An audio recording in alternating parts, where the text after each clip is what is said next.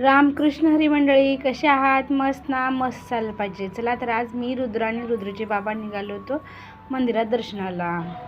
तर रुद्र आणि रुद्रचे बाबा तर पुढे त्यांची मस्ती चालू होती, पुढे निघालेच होते. मंदिरात गेल्यानंतर फ्रेश असं वातावरण पण होतं, मस्त असं फ्रेश. आज शनिवार असल्यामुळे गर्दी पण होती खूप. बघा आमच्या रुद्राचं स्वतः पाय धुवायला गेला होता, पाय वगैरे धुवून आला.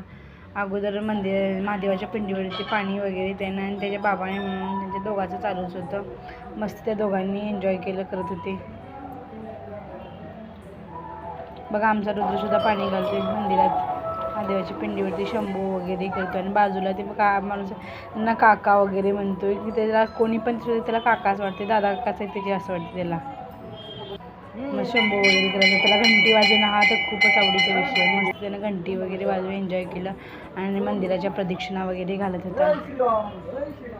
आज ना खूप दिवसापासून त्यांना बाहेर मस्त मस्जिद फिरायला आलेलं आहे, कारण तब्येत ठीक असल्यामुळे आम्हाला पण बाहेर आणायला भीती वाटते. थंड वातावरण त्यामुळे नको वाटतं, थंडीमुळे लेकरांना काय तर झालं तर उगीच भीती वाटते. मग आज बरा होता तो मस्त. बाबा म्हणले चला आज फ्रेश फिरून येऊ द्या, मंदिरात जाऊन दर्शन घेऊ. म्हणून आलो.